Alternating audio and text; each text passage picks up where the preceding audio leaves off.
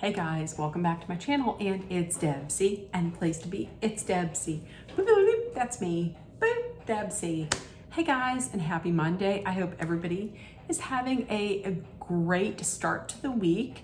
And listen, I wanted to make sure that I was full of pep and energy on my intro because I was told by a follower that, by a viewer, that I was not peppy enough. So I hope I was peppy. Yesterday when I was filming my videos, I was a little unpepped because I was a little tired. So there we go. So listen, it is Monday. So I did not watch Real Housewives of New Jersey last night, but I did watch it today. I made my notes. So and they're printed up. So I'm going to get into it. We're going to talk about Real Housewives of New Jersey. This is the not the next to last. This is the episode before the big finale, which is what they're saying. They're saying that the finale is more like a reunion because everybody gets into it, and it looks like so. Okay, so let's get into it. First off, Joe Gorga, he's gonna be planning a little boys' night in. Should be fun. Should involve a lot of drinking and inappropriateness and shots, which we'll find out it does. Okay, Rachel, listen, say what you want about Rachel. Rachel wasn't in this week's episode that much. I think she's one of the best moms on the show. Her daughter, Juliana, had the lip tie surgery, and she is really improving since her surgery, and she stood up and she walked. I thought it was so sweet. I think Rachel is a great mom. I do. I think she's a great mom. Okay, so next we have Jennifer Aiden. I don't know what's going on with my hair here, but okay. So Jennifer and Bill are at home. They're talked about how girls' night at Rachel's went. She said it went fine. Danielle was there. She ignored her, and she brought up the fact that they started talking about sex because they always do. And she mentioned that they were talking about how Bill milks his prostate. Bill didn't seem that happy about it. Like, he wasn't mad, but he didn't seem like, maybe he was thinking, I kind of really wish you didn't. Bill mentions that there was a group text from Joe Gorga about his guys' night out, his guys' night in. The only one that was left off of the invite was, guess who? Was Louis. Jen Aiden was like, well, of course he was. Listen, he was. I don't understand why you would say that, because I mean, why would Joe Gorga invite him?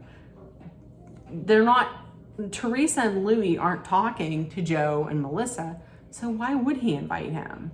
They don't get along. That makes perfect sense to me. Then they start talking about, I forget how they got onto this, but why do I have Rachel? Jennifer then calls Nate a little bitch boy, which this is probably, a precursor to some of the stuff that she says about Nate next week. I think it's her ass beat. And she brings up the retreat that Dolores is planning. She says, listen, I don't have anything to say to Danielle, but if this retreat inspires her to find her kindness, then maybe we can move on. But I don't think Danielle's gonna do that. Okay, so listen, this next scene sets up the rest of this episode. So Jen Fessler and Dolores, nope, let's not say that. Let's erase that. Let's go back and rewind that. Okay, so Dolores and Jen Fessler, they FaceTime. Dolores says she found the perfect house. It's in the Berkshires. There's 7 bedrooms and a guest house. So that's where Jennifer Aiden and Teresa can stay. Perfect. Dolores says, Teresa hasn't confirmed that she's going to be coming, but I'm hopeful that she's come. Dolores is super nervous about this, but just hopes that people can say what they need to say face to face in a civil way and just show a little bit of respect. She doesn't think that people will be able to go back to being like fierce best friends, but at least they can calmly get things off of their mind. She got all of these, she has all of these different activities planned, like a trust fall and team building and all this stuff that they would do if you're like a corporation that's going in for a team building exercise. She has all of these planned so that she can keep them busy so they don't throw each other in the fire. Good luck with that. And Dolores is like, listen, this is a last ditch effort. If this friend group can't repair itself, then I'm gone. And she's like, this is not a Goombaya moment. We're not going to stand around singing Goombaya. I might have to start saying Goombaya instead of Kumbaya. I like it much better. Okay, this next scene is what sets everything up for the rest of the episode. So Margaret grabs lunch with Jen Fessler. Jen tells Margaret, hey, listen, Teresa invited me and a few other ladies over to her house because she's going to invite her lawyer over, and she says that there's some court findings that came up, you know, in this whole trial with Louis and his ex, and some of these findings pertain to Margaret. And then there's video of Teresa that shows her saying, these are facts. This isn't me going after Margaret. These are facts. Margaret is like, this is ridiculous. This is her being obsessed with me and trying to take me down. And she puts it out there that this lawyer, Jim Leonard, is the same lawyer that she had when she went to jail. So how can we believe him? He's gonna vouch for her no matter what. She says it's disgusting that an attorney would gather people around and hold court with people just to bash someone. But that's what you get when your attorney's office is by a meth clinic. Listen, she's like, his office is by a meth clinic. My attorney is on Park Avenue. I don't think that has anything to do with it. I don't think the location has anything to do with it. I mean, I know they say location, but I think there's other reasons why Jim Leonard is kind of skeevy to me. I don't think it has anything to do with his location. But this news has Margaret out of control. Like, Margaret is pissed when she hears this. She thinks it's disgusting that people are going to go over to listen to this. Who else is going? So Teresa invited Dolores, Jackie, Jennifer Aiden, and Danielle. The only one that kind of surprises me that she invited her over is Danielle, but who knows? Maybe Teresa is still trying to like secretly get Jen Aiden and Danielle together, you know, to work this out. So Margaret immediately says, that's it, I'm calling Dolores. She's pissed that people are showing up to talk shit behind her back. So she calls up Dolores. Dolores says she thinks that Teresa just wants to have some of the women over to hear her out, to hear her side of the story. And Margaret was like, and I kind of agree with Margaret, like, why would you need to have an attorney there if it's just to get stuff off of your chest? I kind of agree with that. Like, why would you have to have your attorney there?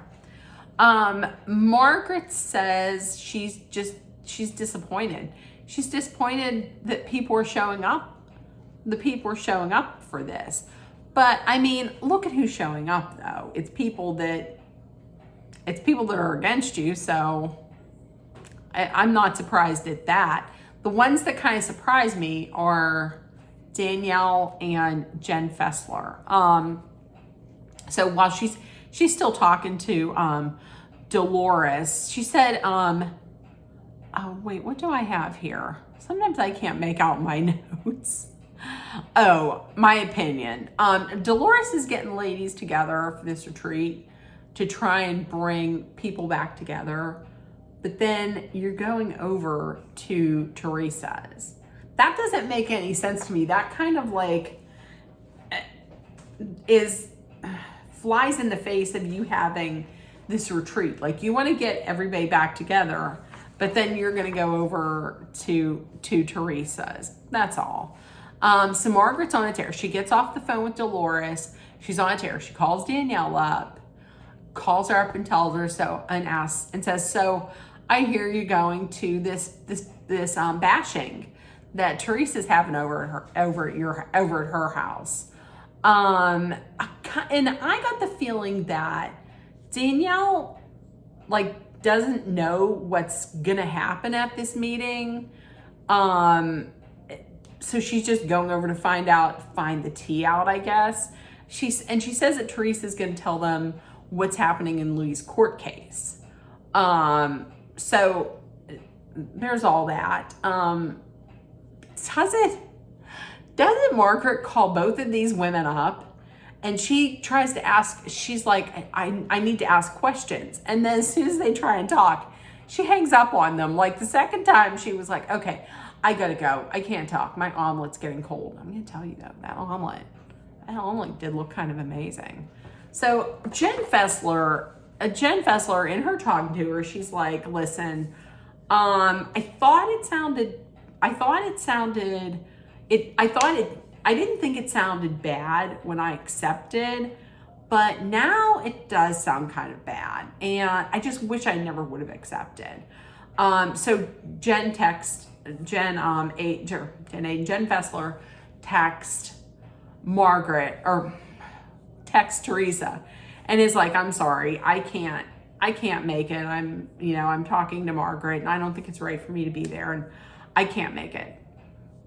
My opinion, Jen, come on. If you're friends with Margaret, why wouldn't you think beforehand that it wasn't right? Like, if you're friends with someone, you're not gonna go over and be a part of it. I don't see why. I don't know. If she was a friend, she wouldn't have accepted. That's what I'm thinking. Okay, so we have like two rival boys' nights. We have Joe Gorga's, and then on the other side of town, we have Louis' rival guys' night in. So starting with Joe Gorga's, they have all this meat set out. They have meat, they're gonna grill. We know that they're gonna get drunk and do shots because it's Joe Gorga. Like, that's what's gonna happen. So they're grilling some meat, and there's Joe, and then there's Joe Benigno. I don't know if that's how you say it. Joe Benigno, Mr. Joseph's, John Fuda, and Frank. Finally, Frank. So Fuda shows up. Listen, the funniest part of this night, not the funniest part. One of the funniest parts of this night was when John Fuda shows up in that getup, and it looks like pajamas. Joe Benigno says that crack about, are you wearing Joe Gorga's father's pajamas? Because remember last year when Louis was like, I bet you didn't know that I wear your father's pajamas around the house. Like my deceased father's pajamas? He's like, I wear them around the house to make to make girls feel safe by wearing. So whenever Joe Benigno said that, I couldn't stop laughing. I thought it was so funny. I lost it for about 5 minutes. So the guys are just, chit chat, and Margaret calls up, tells Joe about Benigno, to her husband, about, I don't want to say her husband, I would say Benigno, and tells him about Teresa's little powwow and how apparently she's gonna drop some bombshells that had come up during court. And listen, it cost $400,000 for this.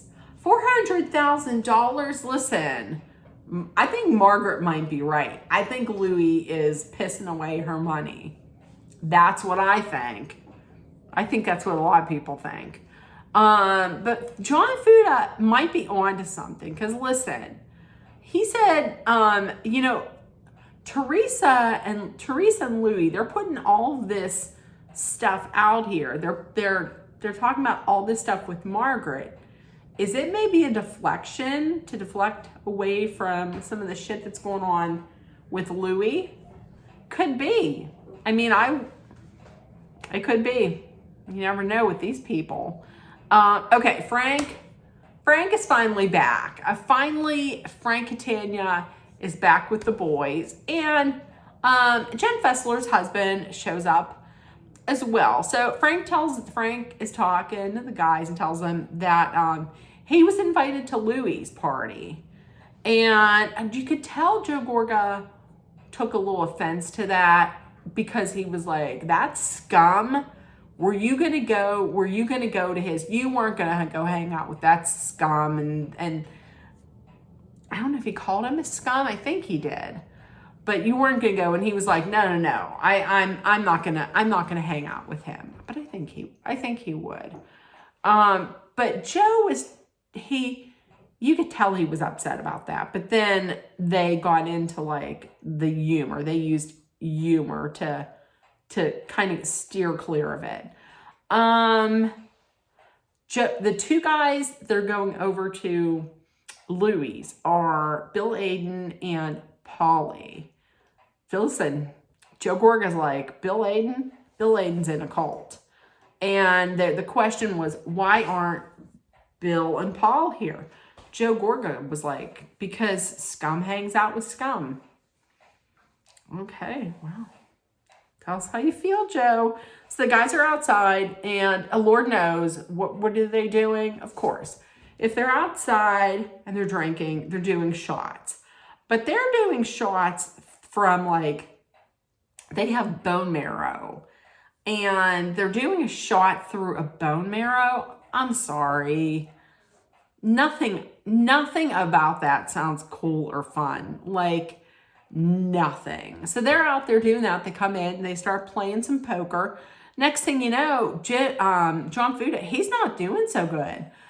His throat, he's having trouble swallowing. His throat is closing up a little bit. His eyes are all red.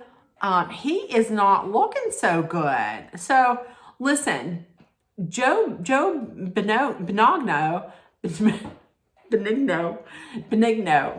So Joe Benigno, he's like, listen, you got to go to the hospital. You might be in anaphylactic shock. You have to go. John Fuda saying, I'm Italian. Italians don't go. No, there's Italians that go to the hospital. That's not all Italians. There's Italians go to the hospital. I was kind of thinking, I was like, why are you so against going to the hospital? But once again, Joe Benigno, he was like, go to the hospital. If you're not going to go to the hospital, we're going to call an ambulance. Ambulance shows up. So last week, whenever they were showing the ambulance, and then couple that with Dolores being talking about how stressed Teresa was, and if I pass out, call 911. We're all thinking it's Teresa, when in fact, it's John Fuda. They show up, they put him on some oxygen, They give him a Benadryl. They give him some Benadryl. Everything's good. Cops stay for some steaks and everything. Everything's so cool. Cool. Everything's so cool in Gorgaland. So cross town at Louie's rival guys' night. Okay. Before it starts, Teresa comes down. She's talking to Louie and his father and his son, and tells Louie, listen, Jen Fessler isn't coming over to our little gab fest with the lawyer because Margaret got to her. Did she really say? Teresa really said, she's not trying to bash Margaret. I'm not trying to bash Margaret. I'm just giving the facts. But by you giving the facts, you're bashing her. And she says, now that the court case is done, they ruled in Louie's favor, so now I can talk about it. And she says that Margaret's name came up in the case. So for Louie's guys' night, we have Louie, Bill Aiden, and Paulie, along with his dad and his son. So they have dinner, which those steaks, I don't know that those steaks, how great they looked. But anyways, they had dinner. And then they went into his studio, like a recording studio. Why do they need a recording studio in that house? I didn't get that. I actually wrote down on my paper, but for real, why the fuck does Louie have a studio in his house? He's not a director. He's not Steven Spielberg. He's not Christopher Nolan, and he's not a music executive. I didn't understand that at all. So he has the guys eat, and then he tells them, hey, listen, what we're going to do next is we're going to come in, we're going to make a little video for our wives or girlfriends before they go on this retreat. Because they're going off to war. They're not going off to, I guess they kind of would be going off to war. But they would be coming home. It's not like they're on a mission to Mars. They're going to be coming home in like a couple days. Everything will be fine. So they make videos.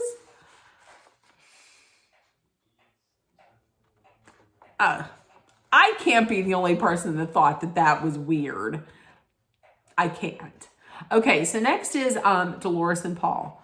So we find out that the day before, the house that she had rented for this retreat, it burned down to the ground. Like, burnt down to the ground. Dolores doesn't know if she can find someplace, and she's thinking, hey, this is a bad omen. It surely is a bad omen. She also talks about Teresa, and she says that she's going to go over and hear Teresa out, but nothing that Teresa says is going to move mountains for Dolores, but she just wants to hear all of her friends out. That's all. That's why she's going. Okay, so finally we get to Teresa's legal throwdown, okay? Teresa's legal Thunderdome, where it puts everything out there, where we're like, everything, oh shit, all the secrets are gonna come out. This is gonna be good. We'll get to that. So Gia's there. I don't know why Gia has to be there. Her lawyer, Jim Leonard, he comes over. He's like, I love this family. I want to help. I'm going to tell you once again. Ding-a-ling-a-ling. Hello. Once again, something about this guy seems super skeevy. And I mean super skeevy. And it's not just his hair. Skeevy. So Danielle gets there first. She has no idea what she's walking into. just that, you know, Teresa's really selling this. Like, there's going to be some tea. Danielle is how I would be. Like, oh, I got to get the tea. Next, Jackie and Dolores show up. Both of them just want Teresa to not be so stressed. And they want the old Teresa back. So lastly is Jennifer Aiden. I think it was Dolores who was like, it's really nice that you guys can both be here, meaning Jen and Danielle. Jennifer Aiden says, we're fine. We're fine. And we're all just here for Teresa. Okay. So Jennifer Aiden says, listen, we need for you to make this make sense because you've been hinting at a lot of stuff. So sing it, sister. What's going on? So then Jim Leonard is like, as you know, I've been lawyering up for Teresa for 9 years, and I can tell you, I was with her when she went to jail. She was less stressed when she walked into jail than now. You were less stressed going to jail. The unknown of prison life didn't scare you and didn't stress you out as much as this. I'm calling bullshit on that. Okay, Jim Leonard basically says that they got information sometime in 2021 that Louis' ex was talking to Margaret Josephs. Then, in November of 2021, the attorney that was representing Louis subpoenaed Margaret to come to court to answer questions about whether or not she was talking to Louis' ex. And Margaret said, hey, no thanks, and I'm not going to do that. So Jim Leonard then says the ex was talking to Margaret Josephs, and Margaret said that she's planning on exposing Louis and Teresa based on information that she got from the ex. Teresa says that neither Louis or his ex are allowed to speak to each other. So how does the ex get all this information out there about Louis? Through Margaret. And then there's this, like, it's not zany, but it's a little lighthearted, you know, like that zany, kooky music that they play behind it. That kind of made me think that this number one wasn't like groundbreaking tea. Like, it wasn't information that they probably couldn't have figured out. And that it's just not going to be taken that seriously. And I was right, because Dolores is like less than impressed with this earth-shattering news.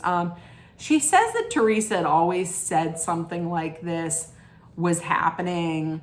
And then they went back to some footage from seasons ago where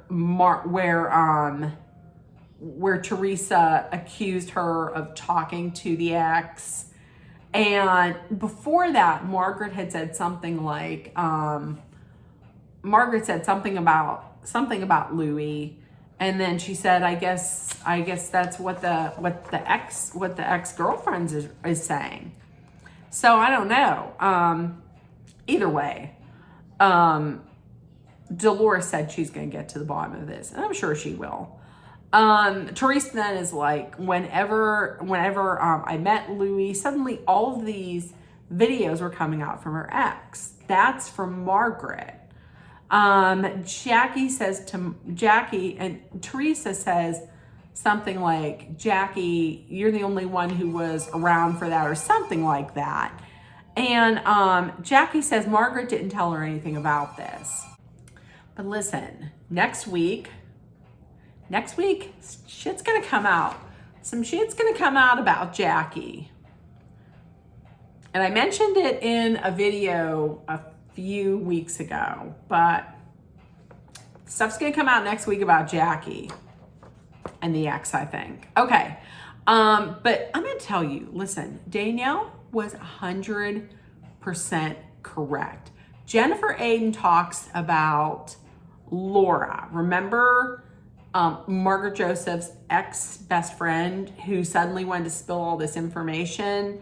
And then here's Jen Aiden and Teresa talking to her, trying to get information. Danielle is absolutely 100% correct. How is what Jennifer Aiden and Teresa did, talking to Lori to get information, to get dirt, to ruin Margaret, any different from what Margaret allegedly did? It's not. It's no different. It's the same. So, hypocrites is what I'm saying. Okay, now listen, this last move, I know a lot of people online were like, that's disgusting. But I'm kind of with Danielle on this. It was a little bit of a gangster move, and if I was there, I might be like, oh, no, you didn't. So, okay. So the doorbell rings. They look to see who it is, in the video. And it's some guy with what looks like funeral flowers. When Teresa answered that door, and it was funeral flowers from Margaret. She sent funeral flowers saying, "Dear Teresa and James, sorry for the loss of your dignity. Love, love, love, Marge." Oh my God. I have written down here, oh, holy pettiness. Oh my God. That literally, when that happened, I yelled out, oh shit. Listen, that is a gangster ass move. Now I know people online were like, she's spinning. She doesn't know what to do. She is spinning. I'm going to tell you, for me, that's going to go down in Real Housewives history, along with Scary Island and the bunny from Real Housewives of Beverly Hills. It's going to go down. It's just going to go down for me as something that's lives in infamy. I'm just saying.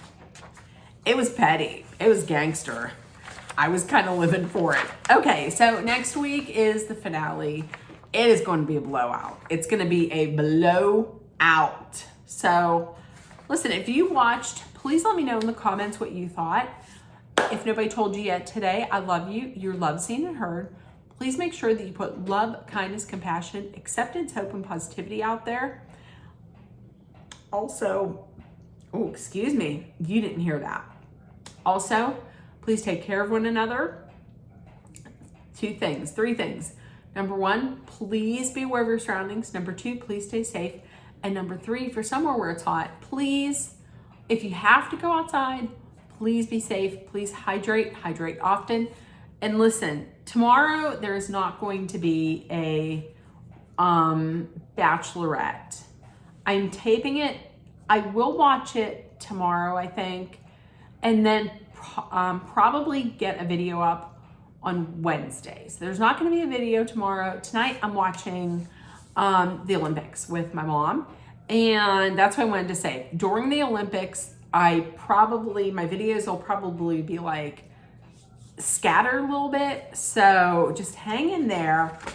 Maybe I will do an update on the Olympics because I love it. Okay, so I will talk to you guys later, and I will see you tomorrow morning. So I love you guys. Bye, guys. What's this? Bye, guys. Waving. Bye, guys. I love you.